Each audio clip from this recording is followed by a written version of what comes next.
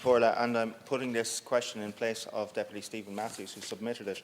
And indeed, it's a question that affects both yourselves, Ministers, in your constituency, down through Wicklow, Deputy Matthews' constituency, Wexford, Waterford, my own constituency, and around the coast into Cork. And that's to do with the large-scale development of offshore wind. And I want to ask the Minister the steps he will take to ensure citizen engagement with offshore wind energy projects, and if he'll make a statement on the matter. Thank you very much indeed. Citizen engagement is at the heart of Ireland's energy and climate transformation. Local coastal communities will be central to the decision-making process of community engagement initiatives as part of Ireland's offshore renewable energy journey.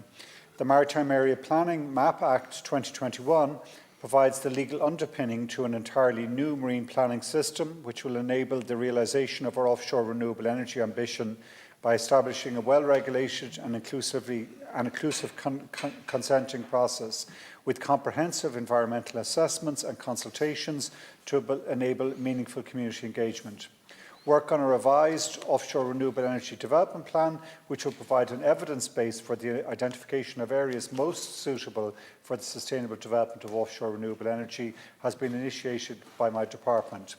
As part of that process, my department established an advisory group to facilitate the development of the plan and participation in the spatial planning process by all relevant stakeholders from the economic, environmental and social pillars. I had the privilege of taking part in the National Climate Stakeholder Forum last month, which was attended by over 120 delegates who discussed areas including engagement by them. My department has also recently completed a public consultation on the draft terms and conditions for the first offshore wind auction under the Renewable Electricity Support Scheme, which will support offshore wind development in Ireland.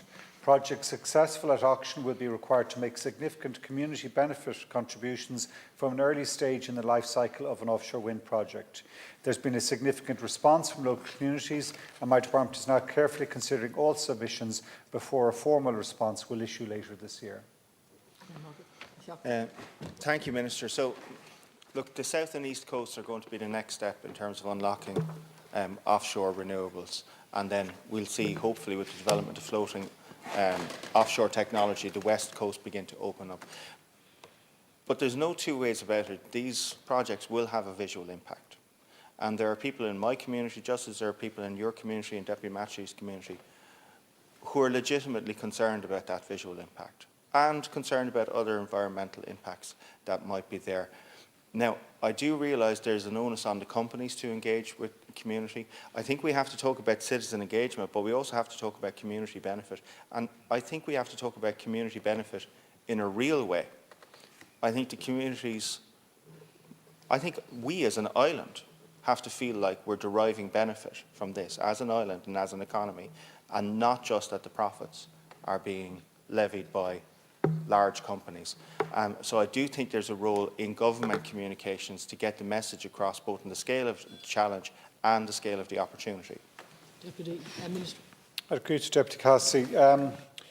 There are a number of areas where we have to accelerate the rollout of the climate solutions to meet our climate targets. The debate here last night showed that in heating of our homes, in switching there, in sustainable mobility, but also in offshore renewable energy. The government is establishing a number of task forces to look to see how, particularly in the next 3 years, we manage that.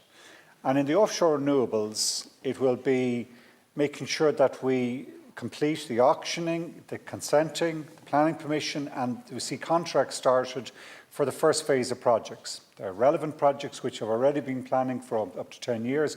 Not all may progress, but we expect a significant number to do so.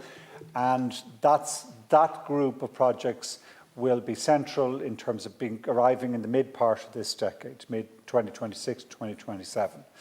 The second phase will be the development of further projects, and as we move into further southern and western waters and start doing floating offshore, and they also have to be consented and through the auction process in time for us to meet our 2030 5 gigawatt target. I'll come back and complete that.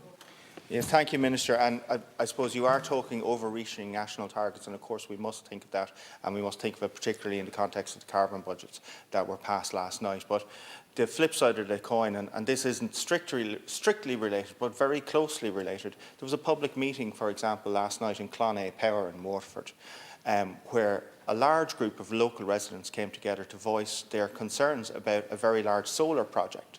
In the region, I think, of 145 acres. Now, I couldn't be at that meeting last night, but I have heard that there was significant community concern, that there would be a visual impact, there would be an industrial impact, that they didn't see their community necessarily deriving benefit. And if I think back to the COVID communications that we had that were so good in ensuring that we had community buy-in, that everybody understood the scale of the challenge and were prepared to play their part. I think we need communication strategy of that order in order that people understand the scale of the challenge, but also feel like they're deriving community benefit from these projects going ahead. Well, I agree with both, and as I was just giving the framework there of what we're looking to do, but within that, it's critical that in the planning application process that there is real public consultation. It's an open, transparent and engaged process. Not every project will get planning permission, but that is critical. It's critical that there's community benefits, that it isn't all the revenue does not just accrue to private developers. It's critical that the state has a central role in the transmission network planning, and again there's revenues to the state from that. But there will be further community benefit in a variety of different ways. The operation and maintenance of these facilities will see a complete turnaround in Irish ports right across the country, smaller ports typically, where it will bring life and economic and jobs into those ports. There will be larger deployment ports, the likes of Cork, Shannon, Rosslare, you could go on, where there's huge industrial development potential, not just in the deployment of those turbines, but also using the power when it comes back in. And this includes in the area of Dublin, where that actually becomes the balanced, regional balanced development economic opportunity, particularly for the southeast, southwest, west and northwest, as I said in the Dáil yesterday. It has to be, in this consultation, we have to make sure that what we do is within our environmental constraints, that we manage this carefully in terms of particularly bird life and also other marine life. We can get this balance right, because we happen to have one of the windiest areas in the world. Our sea area is 7 times our land area, and the scale there gives us opportunity, in my mind, to optimise for local community as well as economic security for the country.